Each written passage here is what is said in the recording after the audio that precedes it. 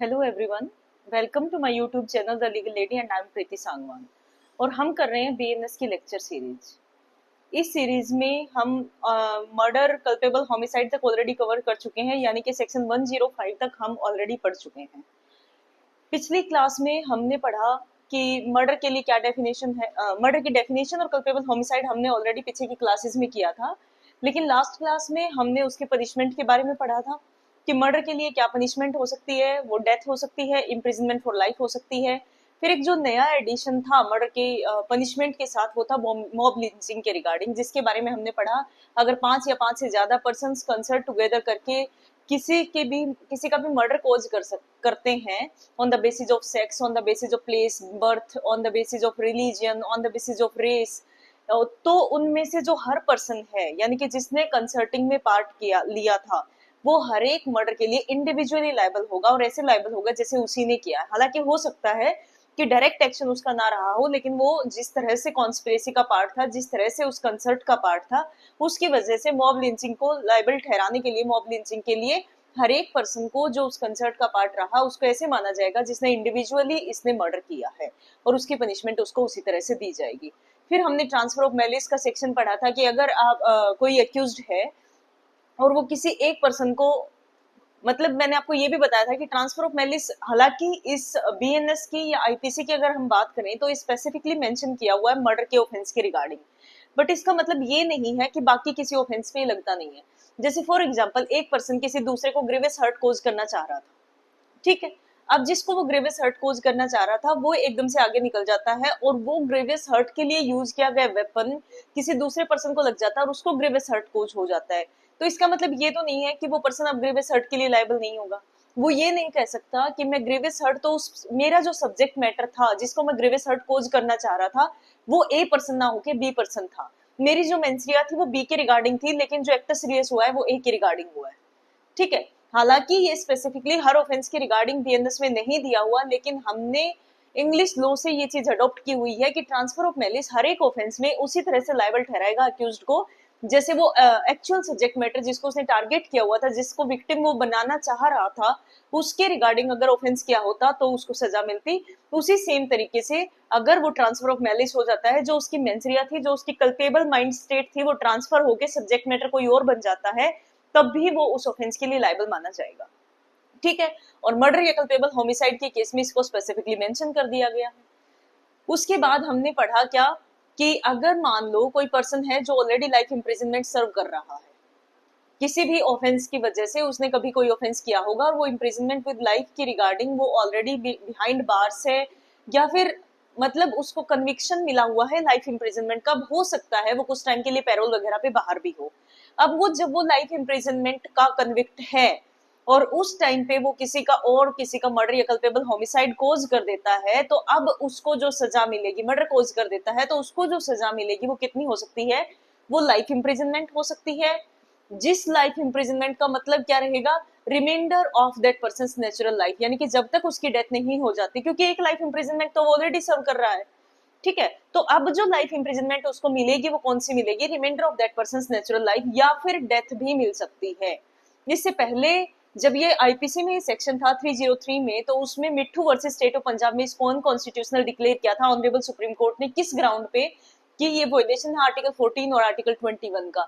ये क्यों था? क्योंकि वहां पे सिर्फ एक ही पनिशमेंट दी हुई थी कि अगर कोई पर्सन ऐसा है जो लाइफ इम्प्रिजनमेंट सर्व कर रहा है और ड्यूरिंग दैट वो किसी का मर्डर कोज कर देता है, तो उस केस में जो पनिशमेंट रहेगी वो डेथ पनिशमेंट रहेगी। लेकिन इसको अनकॉन्स्टिट्यूशनल क्यों माना गया? क्योंकि कोई भी जुडिशियल डिस्क्रिशन या फिर मिटिगेटिंग सर्कमस्टांस या फिर कोई भी अल्टरनेटिव पनिशमेंट थी ही नहीं। सिर्फ एक ही पनिशमेंट थी कि उसको डेथ सेंटेंस दी जाएगी। अब जरूरी नहीं है कि वो हार्डन्ड क्रिमिनल हो और इस तरह का क्रिमिनल हो कि वो बार बार मर्डर कोज कर रहा है।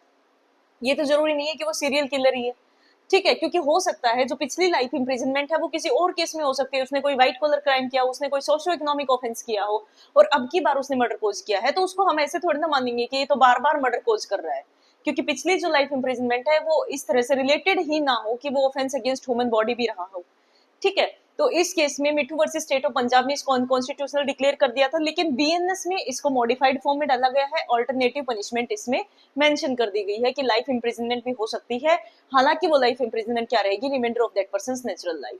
फिर उसके बाद हमने पढ़ी थी एक थ्योरी ऑफ सपोज सर्कमस्टांसेस, जो मर्डर और कल्पेबल होमिसाइड से रिलेटेड थी, कि कई बार जो अक्यूज्ड होता है वो सर्कमस्टांसेस को इस तरह से परसीव कर लेता है जिस तरह से वो एक्चुअल में थी ही नहीं, और वो उसका एक बोनाफाइड मिस्टेक है।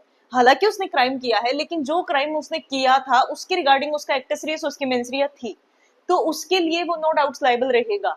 लेकिन अब उसके बाद क्या होता है कि उसने कुछ ऐसी सर्कमस्टांस पोज कर ली जिसके बेस पे वो फर्दर एक्शन लेता है, और एक्चुअल में जो उसने सर्कमस्टांसेस पोज की हैं वो उसका बोनाफाइड इंटेंशन के तहत था। उसने, ठीक है, सर्कमस्टांसेस जिस तरह से उसने परसीव की उसके बेस पे उसने वो फर्दर एक्शन लिया है, लेकिन इनफैक्ट वो जो सर्कमस्टांसेस है वो उस तरह से थी ही नहीं। जैसे हमने एग्जांपल लिया था कि किसी ने दूसरे को फिस्ट ब्लो दिया और वो अनकॉन्शियस होकर गिर जाता है, लेकिन उस पर्सन को लगता है, अक्यूज्ड को लगता है कि इसकी डेथ हो गई है, तो अब वो फैब्रिकेशन एविडेंसेस को फैब्रिकेट करने के लिए उसको हैंग कर देता है, और पोस्टमार्टम रिपोर्ट में सामने आता है कि इसकी जो डेथ हुई है वो फिस्ट ब्लो से ना होके हैंगिंग से हुई है। तो अब जो पर्सन है, जो अक्यूज्ड है, उसकी जो लायबिलिटी है वो हैंगिंग के रिगार्डिंग नहीं रहेगी, क्योंकि उसके रिगार्डिंग उसकी मेंसरिया नहीं थी। उस जिस टाइम पे वो उसको हैंग कर रहा था तो उसकी मेंसरिया किस चीज के रिगार्डिंग थी? फैब्रिकेशन ऑफ एविडेंस की रिगार्डिंग थी। हालांकि फिस्ट ब्लो जिसकी वजह से उसको लगा कि इसकी डेथ हो गई है, तो उस फिस्ट ब्लो के लिए मे बी वो ग्रीवियस हर्ट में फॉल कर जाए, मे बी वो सिंपल हर्ट में फॉल करे, उसके लिए वो लायबल रहेगा, प्लस वो फैब्रिकेशन ऑफ एविडेंसेस के लिए भी लायबल रहेगा। ठीक है, ये हमने थ्योरी ऑफ सपोज सर्कमस्टांसेस में किया था। फिर उसके बाद हमने किया था कि कल्पेबल होमिसाइड की पनिशमेंट क्या है, जिसको हम दो पार्ट में पढ़ते हैं। अगर कल्पेबल होमिसाइड है फर्स्ट और सेकंड डिग्री का, क्योंकि तीन तरह की मेंसरिया हमने कल्पेबल होमिसाइड में पढ़ी थी, स्टार्टिंग के दो पार्ट में इंटेंशन थी, थर्ड में नॉलेज थी। तो अगर कोई कल्पेबल होमिसाइड होता है with intention of causing death या फिर with intention of causing such bodily injury as is likely to cause death, तो उस केस में जो पनिशमेंट थी वो मिनिमम 5 ईयर और मैक्सिमम 10 ईयर्स थी, प्लस फाइन तो इंक्लूड है ही है। ठीक है, और अगर मान लो उसने जो कल्पेबल होमिसाइड किया है वो विद द नॉलेज किया है कि the act is likely to cause death, यानी कि इंटेंशन नहीं है लेकिन नॉलेज है, तो एक लाइटर काइंड ऑफ मेंसरिया हो जाती है। सबसे डार्केस्ट मेंसरिया इंटेंशन है, उससे लाइटर नॉलेज रहती है, उसके बाद रीजन टू बिलीव एक्सेट्रा ये आ जाते हैं। तो अगर उसका मेंसरिया का लेवल घट गया तो ऑब्वियस सी बात है कि उसकी पनिशमेंट भी कम हो जाएगी, और पनिशमेंट अब की बार कम क्या होगी कि जो मिनिमम पनिशमेंट है 5 ईयर्स की वो हटा दी गई है, मैक्सिमम सेम है कि अप टू 10 ईयर्स दी जा सकती है, प्लस फाइन रहेगा। लेकिन जो मिनिमम पनिशमेंट है 5 ईयर्स की उसको हटा दिया गया। इसका मतलब अगर जज को ऐसा लगता है कि 3 साल की पनिशमेंट सफिशिएंट है, अगर ऐसा लगता है 1 साल की पनिशमेंट सफिशिएंट है, 2 साल की सफिशिएंट है, तो दी जा सकती है। लेकिन फर्स्ट और सेकंड केस में मिनिमम 5 ईयर्स की पनिशमेंट प्रिस्क्राइब्ड है कि अगर कल्पेबल होमिसाइड प्रूव हो गया तो 5 साल तो जाना ही जाना है इन बार्स। ठीक है, यहां तक हम ऑलरेडी सेक्शन 105 तक कवर कर चुके हैं। आज हम प्रोसीड करेंगे सेक्शन 106 से। सेक्शन 106 किस रिगार्डिंग बात करता है? सेक्शन 106 बात करता है कॉजिंग डेथ बाय नेग्लिजेंस, कि अगर ए पर्सन ने बी की डेथ कॉज की है किस वजह से, किसी रैश एक्ट की वजह से या फिर नेग्लिजेंस की वजह से, तो उस केस में लायबिलिटी क्या रहेगी? ये बहुत लाइट काइंड ऑफ मेंसरिया मानी जाती है नेग्लिजेंस। नेग्लिजेंस या फिर रैशनेस का आप ऐसे समझिए कि जब इंटेंशन होती है तो डायरेक्ट लाइन ऑफ एक्शन में वो पर्सन है कि इसके साथ मैंने ये काम करना है, चाहे वो किसी भी ऑफेंस की बात हो रही है, चाहे वो हर्ट की बात हो रही है, ग्रीवियस हर्ट की बात हो रही है, या फिर मर्डर की कल्पेबल होमिसाइड की बात हो रही है, कि डायरेक्ट लाइन ऑफ एक्शन में आपके वो पर्सन है। लेकिन जब हम नॉलेज की बात करते हैं तो हम ये प्रिज्यूम करके चलते हैं कि हर एक रीजनेबल पर्सन को इस चीज की नॉलेज होती है, और अगर आप इस तरह का डिफेंस कोई लैक ऑफ नॉलेज का लेना चाहते हो तो वो भी आप पे इम्प्यूट नहीं किया जाएगा, क्योंकि अगर आप रीजनेबली प्रूडेंट पर्सन है तो ठीक है, कुछ एक ऐसी चीजें हैं जिसकी नॉलेज एक रीजनेबल पर्सन को होती है, एक ऑर्डिनरी प्रूडेंट पर्सन को रहती है, और उसमें आप ये डिफेंस नहीं ले सकते कि मुझे इस चीज की नॉलेज नहीं थी, क्योंकि वो नॉलेज हर इंसान पे इम्प्यूट की जाती है और लोग उसको ऐसे मान के चलता है कि आपको भी उस चीज की नॉलेज थी। ठीक है, और जब बात नेग्लिजेंस की आती है तो नेग्लिजेंस में कोई लाइन ऑफ एक्शन हम प्रिज्यूम नहीं कर सकते, नॉलेज भी हम प्रिज्यूम नहीं कर सकते, एक इनडिफरेंट काइंड ऑफ एटीट्यूड हम मान के चलते हैं कि ये भी लाइटर काइंड ऑफ मेंसरिया है बहुत। ये क्या कहता है कि जब रेशनेस या नेग्लिजेंस की बात आती है तो ऐसा नहीं है कि वो पर्सन चाह रहा था कोई भी ऑफेंस करना, लेकिन वो उसकी जो ड्यूटीज है उनके प्रति नेग्लिजेंट था, वो कोई ऑफेंस करना चाह रहा था, वो किसी को नुकसान पहुंचाना चाह रहा था, या वो कोई इस तरह का एक्शन करना चाह रहा था जो उसकी नॉलेज में या रीजनेबली प्रूडेंट पर्सन की नॉलेज में ये गलत था, ऐसा कुछ भी नहीं है। वो अपने एक्ट के प्रति नेग्लिजेंट था, जो उसकी ड्यूटी है वो उस ड्यूटी का ब्रीच कर रहा था, और उसकी वजह से पब्लिक इन जनरल को या फिर किसी इंडिविजुअल को नुकसान हो रहा है। ठीक है, या फिर किसी की डेथ कोज हो रही है, अगर सेक्शन 106 की स्पेसिफिकली बात करें तो यहाँ पे डेथ कोज हो रही है उसके नेग्लिजेंट बिहेवियर की वजह से, तो इसको हम सेक्शन 106 में डील करते हैं। क्या कहता है? Whoever causes death, actus reus same है, जो कल्पेबल होमिसाइड का था, जो मर्डर का था, वही एक्टस रियस है।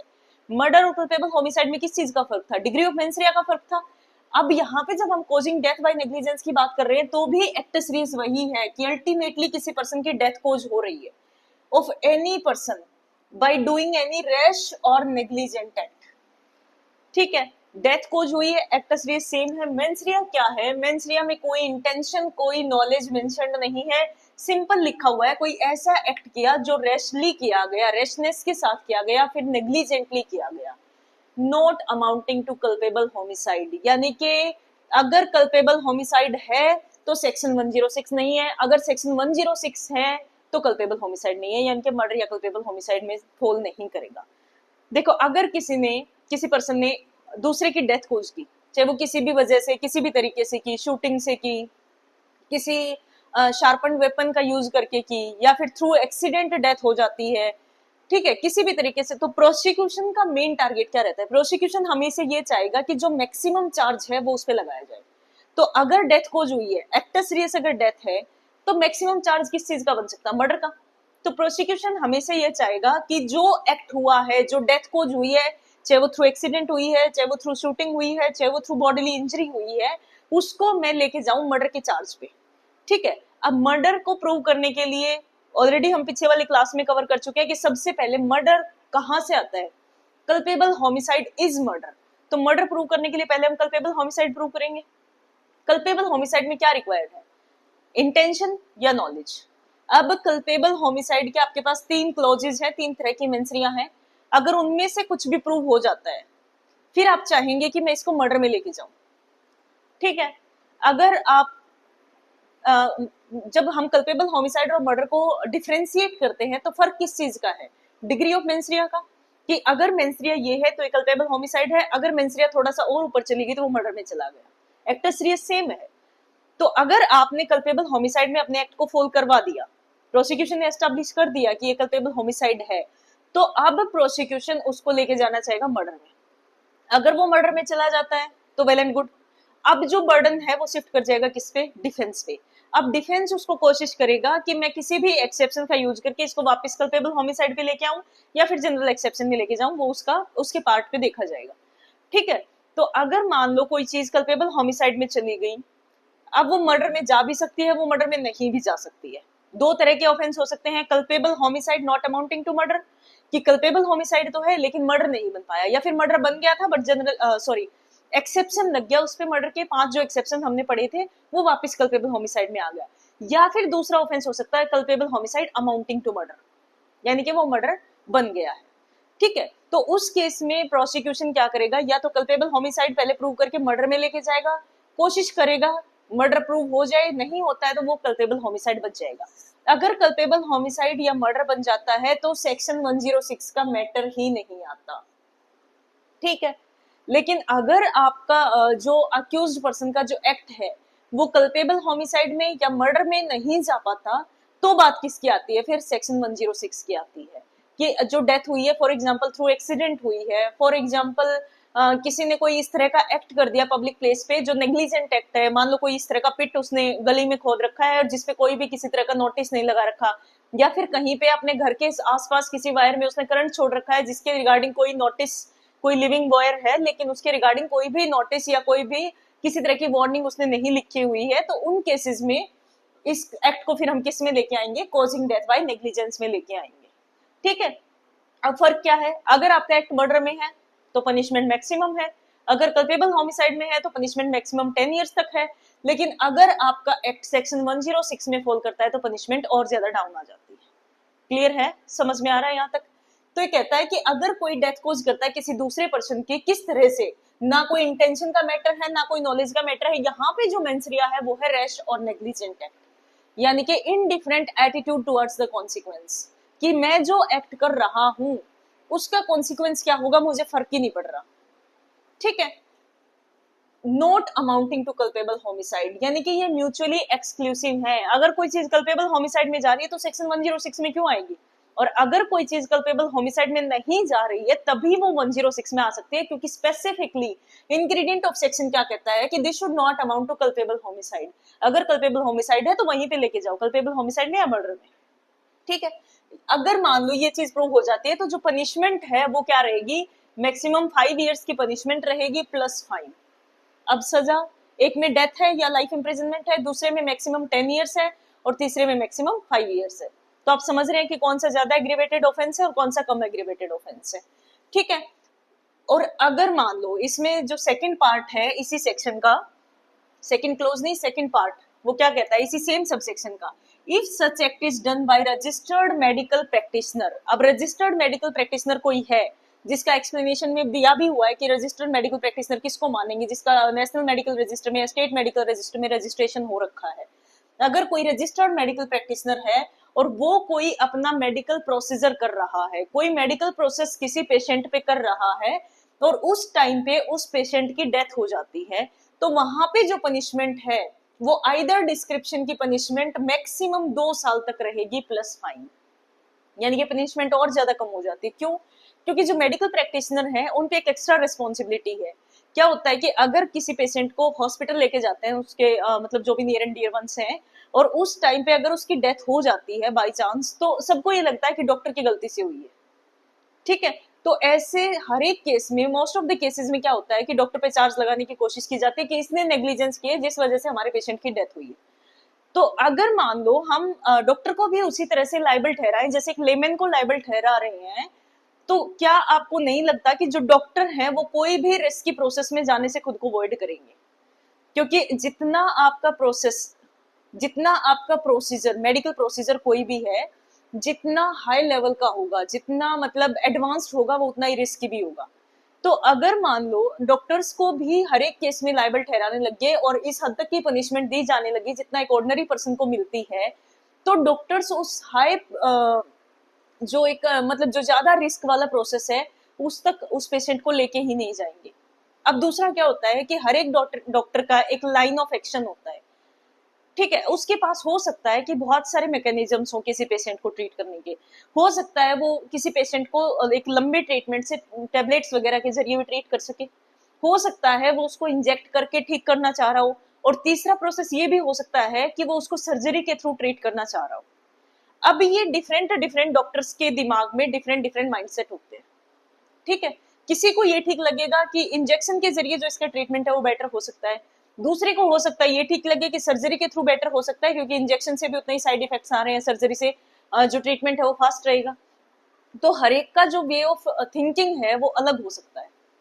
अब मान लो डॉक्टर ने एक लाइन ऑफ एक्शन अगर चूज कर ली, फॉर एग्जाम्पल उसने डिसाइड किया कि मैं सर्जरी कर देता हूँ, जो बेटर ट्रीटमेंट उसको लगा उसने कर दिया। अब जो पेशेंट के, मान लो उस पेशेंट की डेथ हो जाती है आफ्टर सर्जरी या ड्यूरिंग सर्जरी किसी भी वजह से, अब जो उसके फैमिली मेंबर्स हैं वो ये कहना चाह रहे हैं कि डॉक्टर नेग्लिजेंट था। क्यों? क्योंकि उसने इंजेक्शन के जरिए ट्रीटमेंट नहीं किया। अगर मान लो वो इंजेक्शन के जरिए करता और फिर अगर उस पेशेंट की डेथ हो जाती तो वो ये भी तो कह सकते थे कि इसने सर्जरी नहीं की इसलिए डेथ होगी।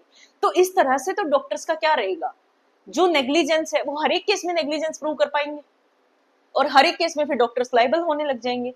तो डॉक्टर्स के केस में पहला रीजन यही है कि पनिशमेंट को बहुत कम कर दिया गया। सेकेंडली जब हम देखते हैं वेरियस सुप्रीम कोर्ट जजमेंट्स के थ्रू देखेंगे तो वहां पे हमें समझ आएगा कि जब डॉक्टर्स की नेग्लिजेंस की बात आती है तो simple negligence is not considered negligence in case of doctors and medical practitioners. अगर उनकी नेग्लिजेंस आपने प्रूव करनी है तो ग्रोस नेग्लिजेंस प्रूव करनी पड़ेगी, सिर्फ इस वजह से कि उसने जो लाइन ऑफ एक्शन चूज की है उसकी वजह से पेशेंट की डेथ होगी, उसने दूसरी लाइन ऑफ एक्शन क्यों नहीं चूज की। या फिर एक बहुत बड़ा डॉक्टर है, मान लो 2 MBBS डॉक्टर हैं, तो उनमें भी तो ऐसा हो सकता है ना कि एक ज्यादा इंटेलिजेंट है एक कम इंटेलिजेंट है तो दोनों के पास सेम डिग्री, दोनों ही गवर्नमेंट डॉक्टर है फॉर एग्जाम्पल, या फिर दोनों ही रजिस्टर्ड मेडिकल प्रैक्टिशनर है, तो जरूरी नहीं है कि वो भी उतना इंटेलिजेंट हो या फिर वो भी सेम ट्रीटमेंट दे पाए जितना वो ज्यादा इंटेलिजेंट डॉक्टर दे पा रहा था। लेकिन इसका मतलब ये तो नहीं है कि अगर मान लो वो उस लेवल का ट्रीटमेंट नहीं दे पाया तो उसको हर एक केस में मेडिकल नेग्लिजेंस के लिए आप लायबल ठहरा सकें। मेडिकल नेग्लिजेंस के लिए किसी डॉक्टर को लायबल सिर्फ तभी ठहराया जाता है जब उसने कोई ग्रोस नेग्लिजेंस की हो। ग्रोस नेग्लिजेंस का क्या मतलब है कि वो अपनी ड्यूटी छोड़ के कहीं चला गया, या फिर उसने जो स्किल्ड पर्सन है उसको कोई ड्यूटी असाइन नहीं की, वो सर्जरी करा रहा है लेकिन वो किसी कंपाउंडर वगैरह को या अपने असिस्टेंट को जो अभी इंटर्न भी नहीं है या फिर जिसको वेल तरीके से अभी सर्जरी करनी आती नहीं है, उसको अपनी ड्यूटी असाइन करके और बाहर निकल गया, ये नेग्लिजेंस जो है ये ग्रॉस नेग्लिजेंस में आ सकती है। उसने कोई भी किसी तरह का इक्विपमेंट मान लो सर्जरी करते टाइम बॉडी के अंदर ही छोड़ दिया, इनको आप ग्रॉस नेग्लिजेंस कह सकते हो। लेकिन सिर्फ इस वजह से कि उसने एक मेडिकल प्रोसीजर चूज किया, दूसरा क्यों नहीं किया, ये नेग्लिजेंस में नहीं आता। और इसी वजह से डॉक्टर्स की लायबिलिटी है, उसको 5 साल ना करके 2 इयर्स प्लस फाइन किया हुआ है। ठीक है, इसको डिटेल में इसके रिगार्डिंग जो जॉर्ज मैथ्यूज का केस है, वॉल्यूम टेस्ट क्या है, ये हम अगली क्लास में पढ़ेंगे। उससे पहले हम पीछे का करते हैं। ठीक है, अब हम बात कर रहे हैं नेग्लिजेंस की। देखो, 2 वर्ड हम यूज करते हैं, रैश और नेग्लिजेंस। अगर दोनों यूज हुए हैं, सेम सेक्शन में यूज हुए हैं, तो आपका जो रूल ऑफ इंटरप्रिटेशन क्या कहता है कि दोनों में कुछ ना कुछ तो डिफरेंस है। तो जब हम रेशनेस की बात करते हैं तो रेशनेस का मतलब क्या है कि जो डूअर है जो एक्ट का, उसको कॉन्सिक्वेंसेस पता है कि मैं जो एक्ट कर रहा हूं उसके कॉन्सिक्वेंस ये भी हो सकते हैं, लेकिन उसका जो एटीट्यूड है वो इनडिफरेंट है, वो बिना सोचे समझे एक्शन कर रहा है, without due thought and question. जो क्वेश्चन उसको लेनी चाहिए, जैसे कि फॉर एग्जांपल आप हाई स्पीड पे कोई गाड़ी चला रहे हैं, तो आपको पता है कि आपका कॉन्सिक्वेंस क्या हो सकता है, जो आप इस तरह से ड्राइविंग कर रहे हैं उसके क्या कॉन्सिक्वेंसेज हो सकते हैं। या फिर नेग्लिजेंट तरीके से, जैसे कि मान लो कोई स्टंट करते हुए चल रहे हैं रोड पे, तो आपको भी पता है कि उसके कॉन्सिक्वेंसेज हार्मफुल हो सकते हैं, लेकिन आपका जो एटीट्यूड है वो इनडिफरेंट है टुवर्ड्स द कॉन्सिक्वेंस, आपको फर्क ही नहीं पड़ रहा। ठीक है, तो उस केस को हम रेशनेस कहते हैं। लेकिन नेग्लिजेंस के केस में आप इस तरह से स्लेप्ट हो, इस तरह से डोरमेंट हो कि आपको कॉन्सिक्वेंस के बारे में सोचा ही नहीं आपने कि ये भी हो सकता है, बट आपको सोचना चाहिए था, वो आपकी ड्यूटी थी। ठीक है, एक रीजनेबल प्रूडेंट पर्सन के तौर पे आपके दिमाग में वो चीजें होनी चाहिए थी कि अगर मैं ऐसा कर रहा हूं तो इसका कॉन्सिक्वेंस ये हो सकता है, वो एक्ट नेग्लिजेंट कहलाता है। लेकिन जहां पे कॉन्सिक्वेंस पता थे but the doer was indifferent towards the consequence, वो होता है रेशनेस का एक्ट। ठीक है, अब नेग्लिजेंस को प्रूव कैसे करते हैं? नेग्लिजेंस को प्रूव करने के लिए 3 चीजें प्रूव करनी है। पहली चीज एग्जिस्टेंस ऑफ ड्यूटी, यानी जो डूअर है उसकी कोई ड्यूटी थी कि उसको ये काम करना चाहिए था, उसने उस ड्यूटी का ब्रीच किया जिसकी वजह से डेथ कोज हुई। और थर्ड चीज जो उसका नेग्लिजेंस है वो नॉर्मल नेग्लिजेंस नहीं है, ग्रोस नेग्लिजेंस है। जब हम नेग्लिजेंस की बात करते हैं तो हम नेग्लिजेंस को 2 तरह से पढ़ते हैं। आपने देखा होगा कि सिविल केसेस में नेग्लिजेंस टॉर्ट होता है। ठीक है, जब हम टॉर्ट्स पढ़ते हैं तो वहां की नेग्लिजेंस में और यहाँ पे जब क्रिमिनल नेग्लिजेंस हम पढ़ रहे हैं, दोनों में फर्क है। जब सिविल नेग्लिजेंस पढ़ते हैं तो पहली चीज तो मेंस रिया का रोल नहीं है, क्योंकि सिविल रेमेडी क्या होती है? सिविल रेमेडी जनरली कंपनसेशन या डैमेजेस यही रहती है। तो जब नेग्लिजेंस, सिविल नेग्लिजेंस की बात कर रहे हैं तो वहां पे मेंस रिया की रिक्वायरमेंट नहीं होती, और वहां पे आपको वैसे भी प्रीपोंडरेंस ऑफ प्रोबेबिलिटी प्रूव करना पड़ता है कि किस पार्टी के फेवर में जा रहा है। दूसरा, अगर हम क्रिमिनल नेग्लिजेंस की बात करते हैं तो यहाँ पे पहली चीज तो मेंस रिया प्रूव करनी होती है। ठीक है, और मेंस रिया का एलिमेंट आ जाता है, इसका मतलब बर्डन ऑफ प्रूफ भी एक्स्ट्रा बढ़ जाता है, क्योंकि क्रिमिनल केसेस में हमें कैसे प्रूव करना पड़ता है? बियॉन्ड रीजनेबल डाउट प्रूव करना पड़ता है। तो सिविल केसेस में और क्रिमिनल केसेस में नेग्लिजेंस का, क्योंकि यहाँ पे क्या होता है, यहाँ पे आपका फंडामेंटल राइट, जो अक्यूज्ड है उसका फंडामेंटल राइट इफेक्ट हो रहा है, उसको बिहाइंड बार्स रखा जाएगा, उसका right to life and personal liberty effect हो रहा है। तो इन केसेस में, क्रिमिनल केसेस में, इसलिए जो बर्डन ऑफ प्रूफ है वो ज्यादा रहता है प्रोसिक्यूशन पे, उसको पहले अपना केस एस्टेब्लिश करना पड़ता है, उसके बाद हम किस पे जाते हैं? डिफेंस पे जाते हैं कि वो क्या डिफेंस लेना चाह रहे हैं।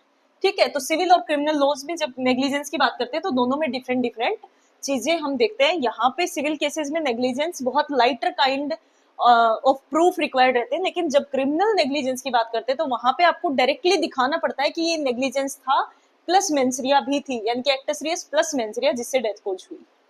ठीक है, उसके बाद जब भी कोर्ट नेग्लिजेंस की बात करता है तो एक डॉक्ट्रिन का यूज करता है, डॉक्ट्रिन ऑफ रीजनेबल केयर।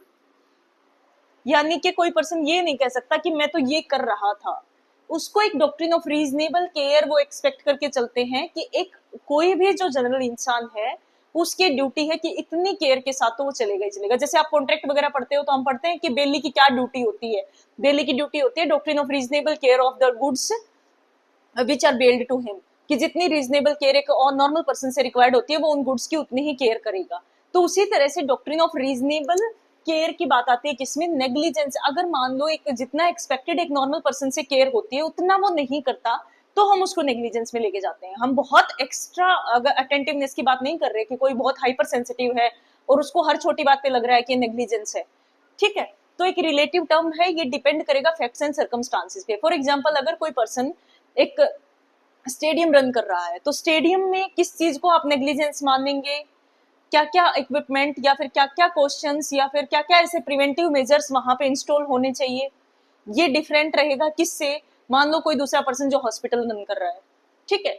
तो ये फैक्ट्स एंड सर्कमस्टांसेस पे डिपेंड करेगा कि कहाँ पे नेग्लिजेंस किस चीज को माना जाएगा, कौन सी रीजनेबल केयर। जैसे उपहार सिनेमा का केस है जिसमें आग लग जाती है और बहुत सारे लोगों की डेथ हो गई थी, तो उस केस में एक सिनेमा हॉल रन करने वाले पर्सन को इन चीजों को एक्सपेक्ट करना चाहिए कि जहाँ पे थाउजेंड्स ऑफ पीपल डेली आते हैं, तो आपकी एक रीजनेबल ड्यूटी है, ये एक रीजनेबल केयर में काउंट होगा कि आप इस तरह के इक्विपमेंट इंस्टॉल करके रखें कि वहां पे फायर एक्सटिंग्विशर वगैरह का यूज किया हो आपने, ठीक है।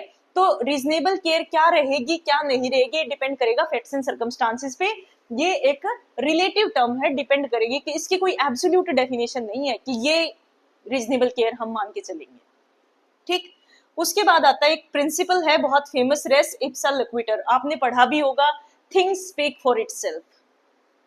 लीगल मैगजीन है, पूछा जाता है बहुत बार प्रीलिम्स में, डायरेक्ट 1 नंबर का क्वेश्चन आ जाता है कि इसका क्या मतलब है। रेस इप्सा लोक्विटर यानी कि थिंग्स स्पीक फॉर इटसेल्फ, जो थिंग्स हैं, जो सर्कमस्टांसेस हैं, उसमें उसी से ये प्रूव हो रहा है कि फॉल्ट किसके पार्ट पे था।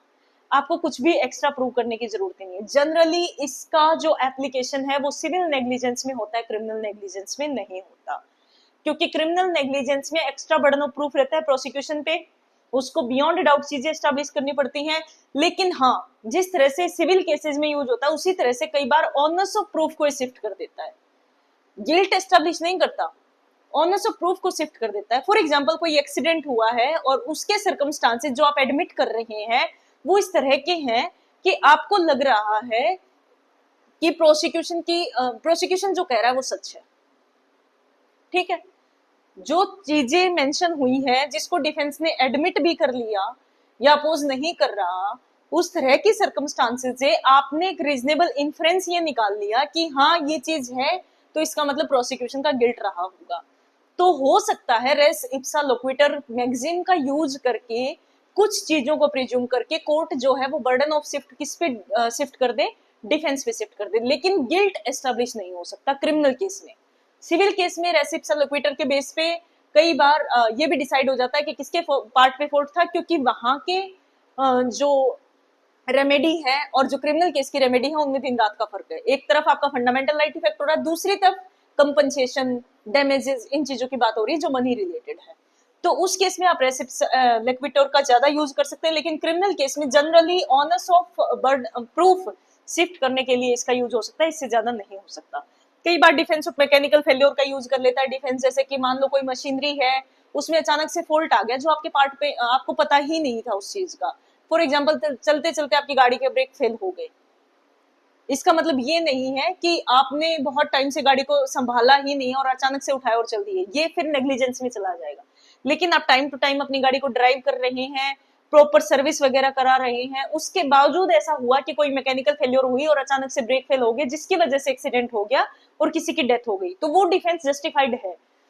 लेकिन वहां पे भी आपकी नेग्लिजेंस अगर रही है तो वो एट्रीब्यूटेबल आप पे ही रहेगी, ठीक है। उसके बाद आता है केस है सुशील Anshal versus state through CBI 2014 का उपहार सिनेमा केस।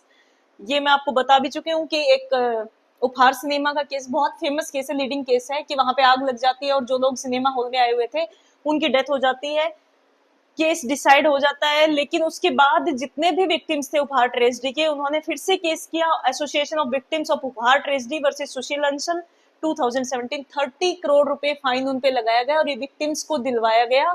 एग्जाम्पलरी कॉस्ट भी कई बार कोर्ट लगवा देता है अगर बहुत ग्रोस नेग्लिजेंस है तो। हो सकता है एज वगैरह को देखते हुए शायद उनकी पनिशमेंट को रिड्यूस कर दिया गया था, लेकिन जो फाइन था वो बहुत एग्जाम्पलरी था, 30 करोड़ रुपए फाइन विक्टिम्स को असाइन किया गया था, उनको दे दिया गया था, ठीक है। और अब मेडिकल नेग्लिजेंस के रिगार्डिंग जो बाकी का पार्ट बचता है और इसके बाद जो सेक्शन 106 का क्लोज 2 बचता है उसको हम नेक्स्ट क्लास में कवर करेंगे।